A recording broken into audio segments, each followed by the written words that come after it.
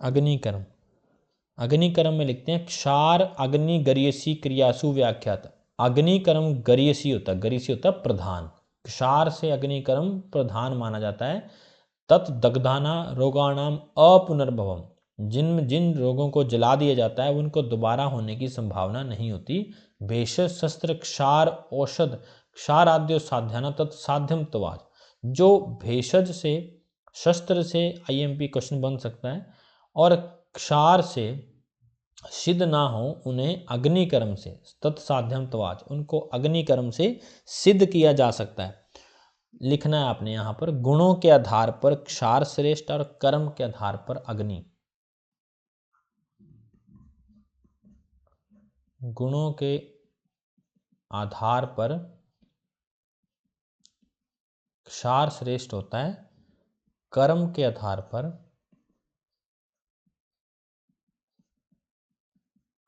अग्नि श्रेष्ठ होती है। शस्त्र अनुशस्त्रों में क्षार श्रेष्ठ है, शस्त्र और अनुशस्त्रों में क्षार श्रेष्ठ होता है।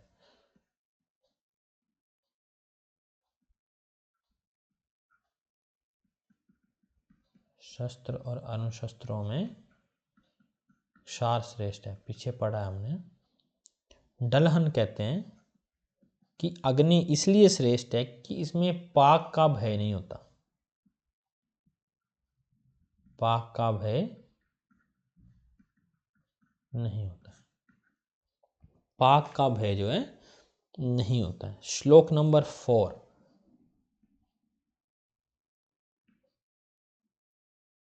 श्लोक नंबर 4 में दहन उपकरण कौन कौन से होते हैं? दहन उपकरण है पिपली, अजाश्रिक, गोदंत, गोदंत ध्यान रखना है, हस्ती दंत नहीं है, गोदंत, शर्शलाका, जम्बोष्ठ, इतर लोह, बाकी भी लोह धातु हैं। क्षोद्र, क्षोद्र, गुड़ स्नेह, क्षोद्र भी है, गुड़ भी है, स्नेह भी है। ये बोलते हैं पिपली, अजा, अश्रिक, गोदंत, शर्शलाका, त्वक दग्धाना। ये जो सॉलिड सॉलिड जैसी चीजें दिखाई दे रही हैं ये त्वक दग्ध के लिए। जाम्बोष्ट इतर लोह, मांस गताना, ज्यादा सॉलिड जो हैं वो मांस के दग्ध के लिए प्रयोग में लाई जाती हैं। क्षोद्र गुड़ स्नेह, सिरा स्नायु संधि अस्थि गताना, जो लिक्विड जैसी हैं वो सिरा स्नायु और अस्थि संधि के दग्ध में प्रयोग में लाई जाती हैं। कुल जो है ये 10 प्रकार के द्रव्य बताए हैं, कुल दग्ध के लिए 10 द्रव्य बताए हैं। नेक्स्ट है बागभट्ट ने एक्स्ट्रा बताए हैं पिचुवर्ती, सूर्यकांत, मोम, इन्हें भी दहन उपकरणों में माना है। बागभट्ट के अकॉर्डिंग पीएसएम एक्स्ट्रा बना लेना, पीएसएम, पिचु, सूर्यकांत और मोम। श्लोक नंबर 5, श्लोक नंबर 5 में देखो, तत्र अग्निकर्म सर्व ऋतुषु कुर्याद अन्यत्र सर्व ग्रीष्माभ्याम। आईएमपी, शर्म ग्रीष्म, शरद ग्रीष्म को छोड़ के बाकी सभी ऋतुओं में अग्निकर्म करना चाहिए। ग्रीष्म और शरद में आर्द्रक सेवन का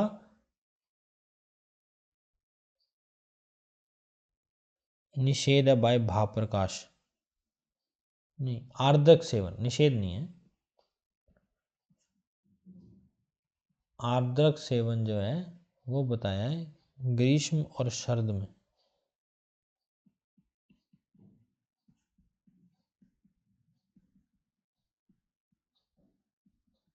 भाव प्रकाश के अकॉर्डिंग एक बार थोड़ा डाउटफुल देख लेंगे ना, थोड़ा सा डाउटफुल है, कभी किसी किसी दिन और आएगा सिलेबस में देख लेंगे ना, थोड़ा डाउटफुल बनाना। आर्द्रक सेवन का निषेध है या ग्रहण करने को बोला है? वैसे मुझे लगता है निषेध होगा भाव प्रकाश ने। ग्रीष्म और शरद में जैसे अग्निकर्म निषेध है वैसे भाव प्रकाश ने आर्द्रक सेवन भी निषेध किया होगा। श्लोक नंबर 6, सर्व व्याधि ऋतुषु च पिच्छिल अन्न भुक्तवतम कर्म कुर्वीत। आईएमपी, जो अग्नि कर्म करना है उससे पहले पिच्छिल अन्न का पान करना चाहिए। अश्मरी भगंदर अर्श मुख रोगेशु अभुक्तवतम, अश्मरी भगंदर अर्श और मुख रोगों में बिना खाना खाए काम करना चाहिए। लिखना है, यहां पर लिखना है पिच्छिल अन्न अग्निकर्म से पहले। पिच्छिल अन्न का सेवन करना है अग्निकर्म से पहले। लघु अन्न शस्त्र कर्म से पहले।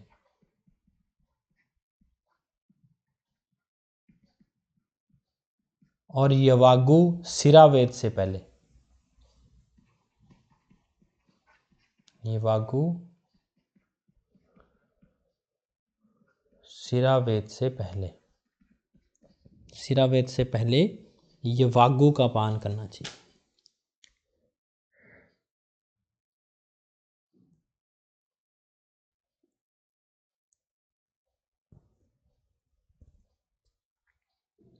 यहां अभुक्त वक्त की बात की हुई है।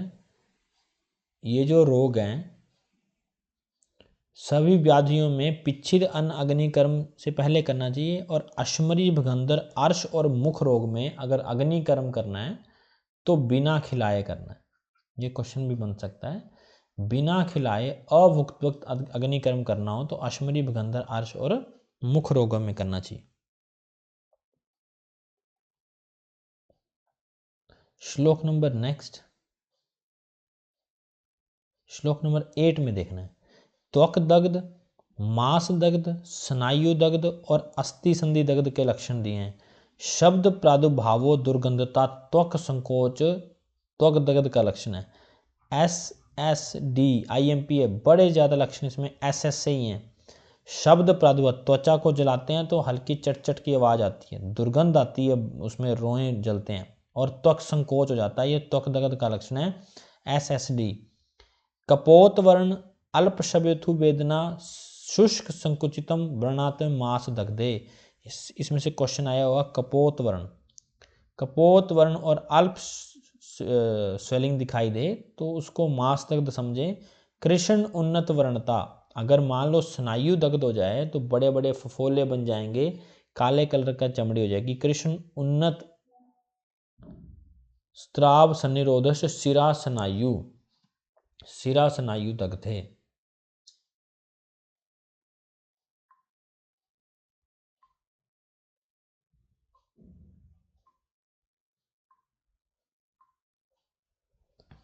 शिरा स्नायु दग्धे। रुक्ष अरुणता कर्कश अस्थिर व्रणता च संधे अस्थि दग्धे। सबसे ज़्यादा क्वेश्चन आने के चांसेस हैं स्नायु दग्ध से और कपोत वर्ण से। ऊपर अगर श्लोक पढ़ा अर्श अश्मरी भगंदर मुख रोगेशु, 4 ही रोग बताए हैं जो कि अभुक्त वक्त अग्निकर्म करना है। अगर शस्त्र कर्म में देखेंगे आप तो उसमें 6 रोग बताए हैं। 6 रोग में उन्होंने जोड़े हैं अर्श अश्मरी भगंदर मुख रोगेशु, ऐसे कोई 2 और रोग उन्होंने जोड़े हैं, है ना। शस्त्र में 6 रोग कुल बताए हैं। नेक्स्ट आना है श्लोक नंबर 9।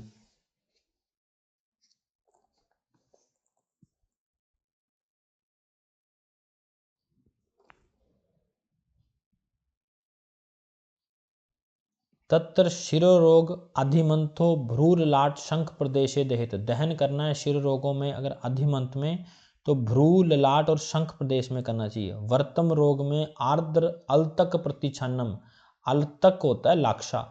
अगर वर्तम रोगों में अग्निकर्म करना है तो अल्तक के साथ करना चाहिए। और वर्तम रोम कूपाम दहेतम दृष्टिकित्वा प्रतिछन्नम दृष्टिकित्वा, आंख की दृष्टि जो पुतली होती है उसको प्रतिछन्न मतलब ढक देना चाहिए, फिर अग्निकर्म करना चाहिए वर्तम रोगों का। वर्तम रोम कूपों का करना चाहिए दहन। वर्तम रोगों में मतलब वर्तम रोम कूपों का।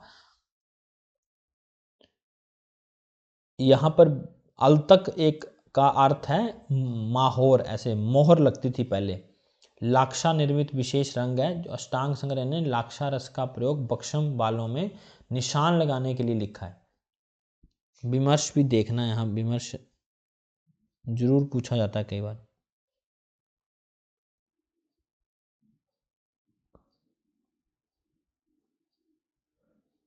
अग्निकर्म करने के लिए श्लोक नंबर नेक्स्ट में भी दिया है कुछ रोग, 10वें में देखना है।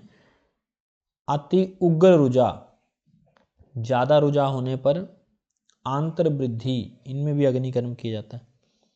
श्लोक नंबर 11 क्वेश्चन मार्क, 4 प्रकार के अग्नि दहन विशेष हैं, विशेष होते हैं टाइप। दहन के 4 प्रकार होते हैं, वलय, बिंदु, विलेखा, प्रतिसारण। वलय, बिंदु, विलेखा और प्रतिसारण, ये 4 दहन के प्रकार हैं। संग्रहकार ने अर्धचंद्र, स्वस्तिक और अष्टापद ऐसे 3 दहन के प्रकार अधिक मान्य हैं आईएमपी। इनको दहन आकृति भी बोलते हैं। अगर आपसे क्वेश्चन में दहन आकृति पूछा जाए तो भी ये सेम ही है, ये आकृतियां ही है, वलय, बिंदु, विलेखा और प्रतिसारण। श्लोक नंबर 13, ये कई बार क्वेश्चन आया। सम्यक दग्ध में मधु सर्पी अभ्यंग, मधु और सर्पी को लगाना चाहिए। सम्यक दग्ध आगे भी आता है दग्ध के लक्षणों में, और सम्यक दग्ध यहाँ भी है। ये सम्यक दग्ध जो है जब हम किसी डिजीज में करते हैं वो सम्यक दग्ध है, वो जलना है। ये सम्यक दग्ध जब हम किसी का अग्निकर्म करते हैं, उस सम्यक दग्ध जब हो जाए तो मधु सर्पी का लेप लगाना चाहिए। श्लोक नंबर 14, किन किन का अग्निकर्म नहीं करना चाहिए। पित्त, प्रकृति, शोणित, भिन्न कोष्ठ, अनुद्घृत, शल्य, जिसका शल्य भी अंदर हो। भिन्न कोष्ठ, ये क्वेश्चन आया बीएचयू में। अंत शोणित, जिसका रक्त अंदर स्थित हो। भिन्न कोष्ठ, अनुद्घृत, शल्य, इनका अग्निकर्म नहीं करना चाहिए। और जो स्वेदन के अयोग्य हो, अस्वेद्यश्चपि का भी अग्निकर्म नहीं करना है।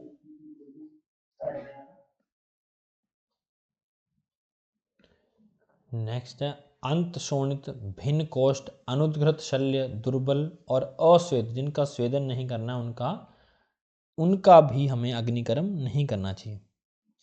एक मिनट, श्लोक नंबर 13 पे देखो। इसमें बताया कि अग्निकर्म करने से पहले क्या क्या चीज़ें देखनी है। संस्थान, मर्म, बल अबल, व्याधि और ऋतु, ये 5 चीज़ें हैं। मतलब 5 ऐसे पॉइंट्स हैं जो देख के हमें अग्निकर्म करना चाहिए। संस्थान, मर्म, बल अबल, व्याधि और ऋतु देख के। श्लोक नंबर नेक्स्ट 15 पे आओ। 15वें श्लोक में देखो, तत्र स्निग्ध रूक्ष्म व अत्याश्रिति दव्यम अग्निदर्हति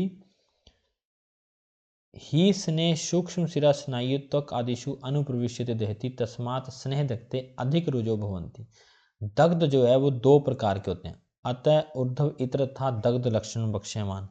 इतरथा दग्ध बड़ा क्वेश्चन इंपॉर्टेंट है। इतरथा दग्ध, इसी को प्रमाद दग्ध भी कहते हैं। ये 2 प्रकार का होता है, एक रुक्ष और दूसरा स्निग्ध। ये बोलते हैं स्निग्ध और रुक्ष में अगर देखें तो स्निग्ध जो दग्ध होता है वो ज़्यादा रुजा देने वाला होता है। तस्मात् स्नेह दग्धे अधिक रुजो भवन्ति, स्नेह दग्ध में अधिक रुजा होती है। इसमें स्नेह जो है वो 4 प्रकार की हो सकती है, सर्पी, तैल, बसा, मज्जा। इतरथा दग्ध को बागवट ने प्रमाद दग्ध का है आईएमपी। इतरथा दग्ध को बागवट ने प्रमाद दग्ध का है। दग्ध जो है वो 4 प्रकार के होते हैं। आपसे दग्ध पूछें चाहे दहन पूछें, दोनों गिनती में 4 ही होते हैं, लेकिन नाम अलग अलग हैं। जैसे इसके प्लुष्ट, दुर्दग्ध, सम्यक और अति दग्ध है। ये सम्यक दग्ध है, ये दग्ध है और वो अग्निकर्म है पीछे। लेकिन श्लोक नंबर 13 में देखेंगे तो वहां पर भी सम्यक दग्ध दिया हुआ है। सम्यक दग्ध में मधु सर्पी का अभ्यंग करना चाहिए, पर वो दग्ध जो है वो अग्निकर्म खुद कर रहे हैं, और ये दग्ध जो है जलने पर है ना, बर्न है ये। तो प्लुष्ट होता है बर्न, दुर्दग्ध होता है, सम्यक होता है और अति दग्ध होता है। चतुर्विध अग्नि दग्ध है। यत्र, बहुत इंपॉर्टेंट श्लोक है 16, तत्र यद विवर्ण प्लुष्टते अतिमात्रम तत्प्लुष्टम। जब विवर्ण हो केवल, उसको प्लुष्ट कहते हैं। नेक्स्ट में यत्र उत्तिष्ठति स्फोट तीव्र ओष चोष राग वेदना चिरो उपशांति दुर्दग्धम। दुर्दग्ध हुआ हो तो स्फोट आना शुरू हो जाएंगे, तीव्र ओष चोष राग होगा, फफोले पड़ते हैं। सम्यक दग्ध का लक्षण है अन अवगाढ़ ताल फल वर्ण सुसंस्थितम पूर्व लक्षण युक्तम। ये सम्यक दग्ध होता है, ना डीप होता है ना सुपरफिशियल होता है। अति दग्ध में मास अवलंबन गात्र विश्लेष, अतिदग्ध में गात्र विश्लेष मतलब अपने स्थान से टिश्यूज जो हैं वो अलग हो जाते हैं और मांस अवलंबन लटकने लगते हैं। बागभट्ट ने पुलुष्ट को तुथ कहा है। पुलुष्ट को तुथ भी कहा है। आईएमपी, बागभट्ट ने पुलुष्ट को तुथ कहा है।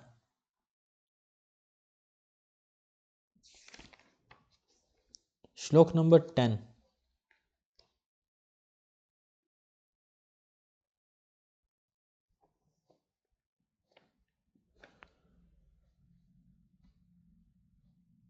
श्लोक नंबर 10 में देखो,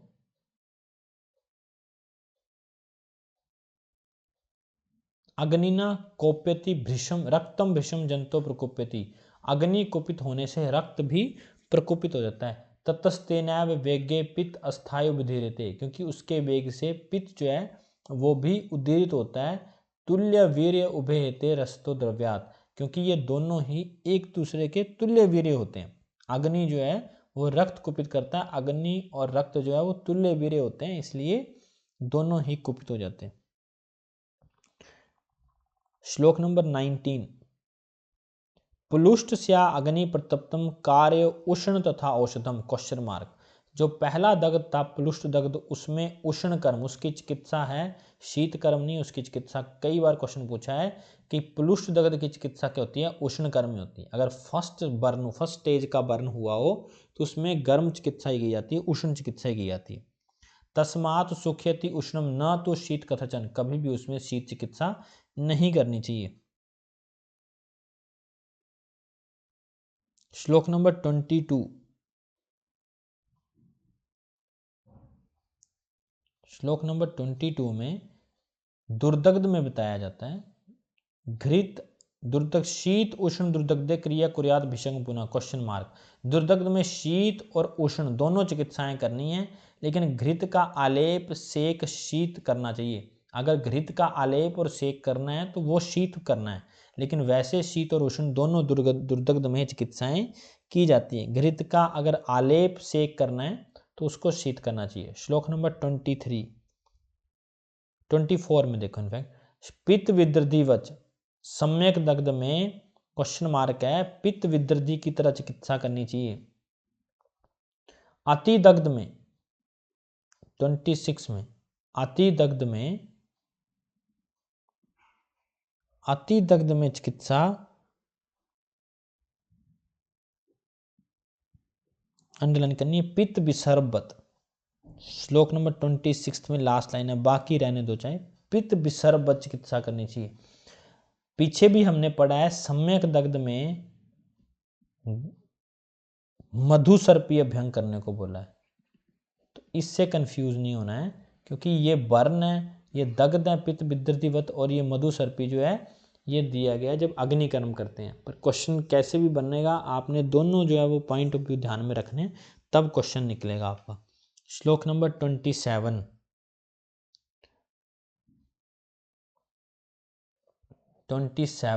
उससे पहले लिखो, काश्यप ने सिरा में अग्निकर्म निषेध बोला है।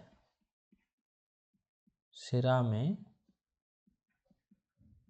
अग्निकर्म निषेध बताया। कनक चिकित्सा, कुनक चिकित्सा, कुनक चिकित्सा में कफ विदृतिवत, कुनक चिकित्सा जो की जाती है कफज विदृतिवत।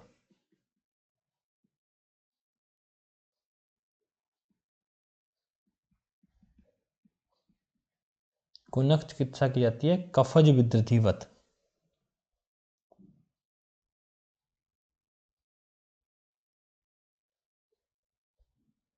श्लोक नंबर 27 अंडरलाइन करनी है, मधुचिष्टम मधु समधुकम रौद्र सर्ज रसम तथा मंजिष्टा चंदन मुरवा पिष्टवा सर्पी विपाचरित स्नेह दग्धे क्रिया रुक्ष विशेषाण अवचारित।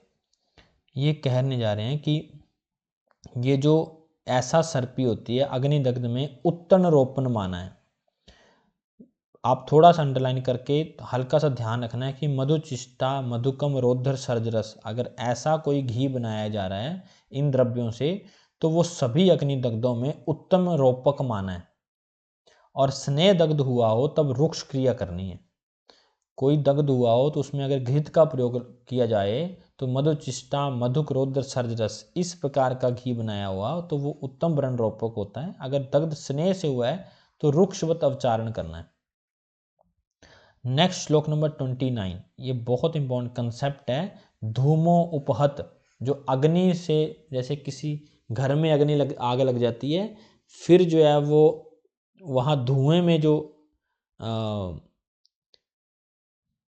रेस्पिरेटरी सेंटर जो है वो ये होता है ना, प्रभावित होता है, उसको बोलते हैं धूमोपहत, सफोकेशन की वजह से। ये रेफरेंस मिलता है धूमोपहत का सुश्रुत में, आईएमपी मार्क करना है। इसमें क्या लक्षण होते हैं इसके? श्वसति क्षोति, श्वास आती है खांसता है, च अत्यर्थ अत्यधिकति कासते, और वो खांसता बड़ा ज्यादा है। चक्षुषो परिदाहश रागश उपजायते, सधूमक निश्वसति। क्वेश्चन आया था धूम के साथ निश्वास कौन करता है, किसका लक्षण है? ऐसे में तथैव रसान सर्वान श्रुति चस्य उपहंते, सभी रसों की पहचान जो है वो नष्ट हो जाती है। रसों की पहचान, सुनने की पहचान और च आस्य गंध की पहचान, 3 इंद्रियां इन्वॉल्व है इसमें। 3 इंद्रियां जो हैं वो काम करना बंद कर देती है। तृष्णा दाह ज्वर युक्त हो जाता है। नेक्स्ट इसकी चिकित्सा देखनी है। धूमोपहत की चिकित्सा बताई है इन्होंने। मधुर अमल रसोवापी वमनाया प्रदापेत, पहले इसमें वमन करवाना चाहिए। दूसरी चिकित्सा है मधुर लवणार अम्लय कटुकै कवल ग्रह, उसके बाद कवल ग्रह करना चाहिए। शिरोविरेचन चस्य दध्यात योगेन शस्त्रवितम, उसके बाद शिरोविरेचन। VKS या विक्स चिकित्सा पढ़ सकते हैं। VKS चिकित्सा करनी चाहिए धूमोपहत में। धूमोपहत में श्वास लेने में कठिनाई और काष्ठता है, ये 2-4 लक्षण जो है याद रखने हैं। और धुएं के साथ जो है श्वास लेता है, जब भी श्वास छोड़ता है उसमें से धुआं निकलता है। नेक्स्ट श्लोक में आना 37 नंबर श्लोक।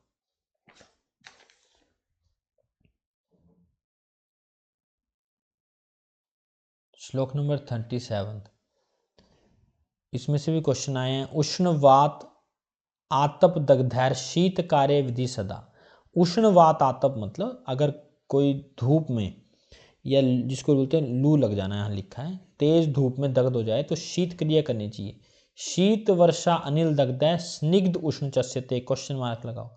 अगर शीत वर्षा और अनिल से दग्ध हुआ है, ठंडी लगने की वजह से उसको दिक्कत हुई है, तो उसमें सिर्फ उष्ण उपचार ही नहीं है अकेला, साथ में स्निग्ध उपचार भी है। स्निग्ध और उष्ण दोनों उपचार प्रशस्त माने जाते हैं। यथा अति तेजसा दग्धे सिद्धि नास्ति कथचन, अति तेज से, जैसे बिजली लगने से या स्ट्रोक से कोई ऐसा हुआ है तो उसमें चिकित्सा नहीं की जाती, सिद्धि नहीं मिलती। ये बोलते हैं इंद्र वज्र अग्नि दग्धे अपि जीवितम प्रतिकारित, अगर बिजली लगने से या जल जाने से या करंट लगने से भी कोई व्यक्ति बच जाए तो उसमें स्नेहन अभ्यंग परिषेक प्रदेह करना चाहिए। तो ऐसी क्रिया में स्नेहन अभ्यंग परिषेक और प्रदेह करना चाहिए। श्लोक नंबर 28 पर आओ, एक मिनट पीछे 28 पर आना है। श्लोक नंबर 28 में ये फिलिंग द ब्लैंक्स करके क्वेश्चन बन सकता है। स्नेह दग्धे क्रिया रुक्ष विशेष अवचारेत, विशेष होती है जो विशेष रूप से जिनको बोल जाते हैं कि अगर स्नेह दग्ध हुआ हो तो रुक्ष विशेष करके रुक्ष क्रियाएं करनी चाहिए। ये क्वेश्चन आ सकता है, रुक्ष को फिलिंग द ब्लैंक्स में रख सकते हैं। स्नेह दग्धे में क्रिया विशेष करके रुक्ष हितकारी होती है।